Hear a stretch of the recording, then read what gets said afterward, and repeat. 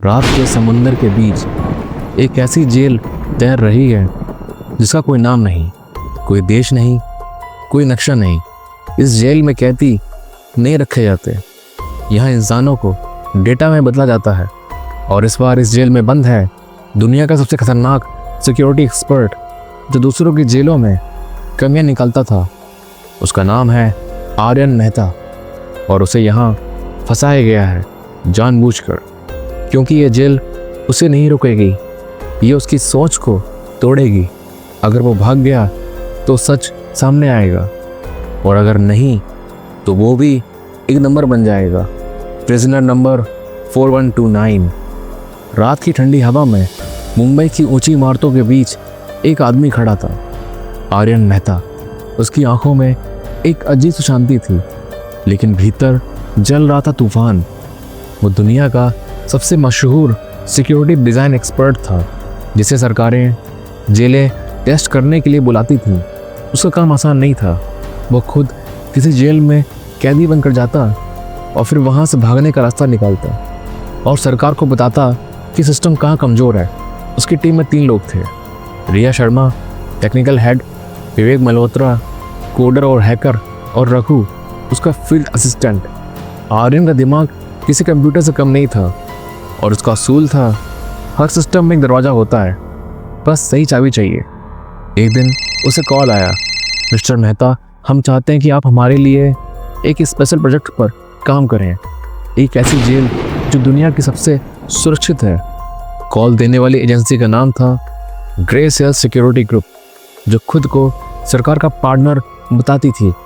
शर्तें अजीब थीं, उसे अपनी पहचान छुपा कर जाना होगा, टीम को नहीं बताना होगा और कोई रिकॉर्ड नहीं होगा। आर्यन ने सोचा शायद यही मेरा सबसे बड़ा टेस्ट होगा और वो मान गया। और 3 दिन बाद उसे एक हवाई अड्डे पर लाया गया, आंखों पर पट्टी बांधी गई और उसे एक हवाई जहाज पर बिठा दिया गया। जब पट्टी खुली तो वो एक लोहे के शहर में था, कांच और स्टील से बनी एक रहस्यमयी जेल, प्रोजेक्ट इन्फेर्नो। चारों ओर सिर्फ स्टील की दीवारें, नीले लाइट्स और बिना चेहरे वाले गार्ड्स, हर कोने में कैमरा, हर सेल में सेंसर। वो जेल नहीं लग रही थी, वो एक मशीन जैसी थी जिसमें इंसान सिर्फ डेटा बन चुका था। गार्ड में से एक ने कहा, वेलकम प्रिजनर नंबर 4129।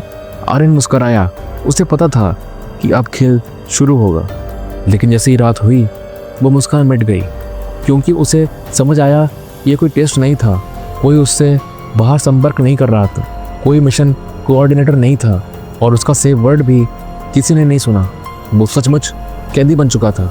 तीसरे दिन उसे जेल के अंदरूनी ब्लॉक्स में भेजा गया, जहाँ हर कैदी अलग अलग सेल में था। खाना एक मशीन से निकलता, बात करना मना था और ऊपर से चमकता नीला ग्लास जो सूरज की रोशनी तक को रोक देता। वहीं उसकी मुलाकात हुई कबीर खान से, एक लंबा शांत आदमी जो जैसे अंदर से टूटा हुआ था पर आंखों में कुछ चमक बाकी थी। पहली बार हो?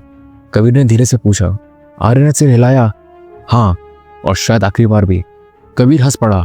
यहाँ आखिरी बार कहने वाले ज़्यादा दिन नहीं टिकते। धीरे धीरे दोनों के बीच अजीब सी दोस्ती बनने लगी। कबीर ने बताया कि ये जेल असल में किसी एक देश की नहीं है, बल्कि एक प्राइवेट कॉरपोरेशन की है, जो सरकारों से पैसे लेकर उन लोगों को गायब करती है जो सिस्टम के लिए खतरनाक होते हैं। आर्यन ने पूछा, तो यहाँ से कोई भागा नहीं? कबीर बोला, यहाँ से भागना मौत से भी मुश्किल है। आर्यन ने मुस्कुराकर कहा, मुश्किल शब्द मैंने अपने शब्दकोश से निकाल दिया है। रात में जब बाकी कैदी सो रहे थे, आर्यन ने अपनी आंखें बंद की। वो अपने दिमाग में जेल की हर दिशा, हर आवाज़, हर वेंट का पैटर्न याद कर रहा था। हर रात वो एक माइंड मैप बनाता। धीरे धीरे उसे एहसास हुआ कि ये जेल तैरती हुई है, क्योंकि हर सुबह फर्श हल्का हिलता था और दूर कहीं लहरों की आवाज़ आती। मतलब इस समुद्र के बीच बनी फ्लोटिंग जेल थी। अब खेल और बड़ा था। वो अगले कुछ दिनों में गार्ड्स के रूटीन, कैमरों के एंगल और कार्ड स्कैन टाइमिंग्स का एनालिसिस करता रहा। हर जानकारी एक नई चाबी बनती जा रही थी। कबीर उसे मदद करता रहा, कभी फर्जी झगड़ा करके गार्ड्स का ध्यान भटकाता, कभी आर्यन को वो रास्ते बताता जहाँ पहले कोई नहीं गया था। धीरे धीरे आर्यन ने एक असंभव भागने की योजना बना ली थी। अगली सुबह जेल के सारे कैदी एक लाइन में खड़े थे। रोबोटिक गार्ड्स उनकी रेटिना स्कैन कर रहे थे। किसी को कुछ कहने की इजाज़त नहीं थी। आर्यन अब इस सिस्टम को अंदर से समझ चुका था। वो जानता था कि ये कोई साधारण जेल नहीं है, बल्कि एक प्रयोगशाला है जहाँ इंसानों को डेटा सब्जेक्ट की तरह इस्तेमाल किया जा रहा था। वो जगह एक private tech company helix crop चला रही थी, जिसका मालिक था रहस्यमय वैज्ञानिक डॉक्टर रॉड्रिक्स। कहा जाता था वो अपराधियों पर कृत्रिम व्यवहार नियंत्रण आर्टिफिशियल बिहेवियर कंट्रोल के प्रयोग कर रहा था। पर आर्यन अपराधी नहीं था, उसे किसी ने धोखे से फंसाया था। रात में कबीर ने धीरे से उससे कहा, मुझे एक आदमी के बारे में पता चला है जो इस जेल के नीचे के लेवल तक जाता है। आर्यन ने चौंक कर पूछा, नीचे का लेवल? कबीर बोला, हाँ, जिसे कोर जोन कहते हैं।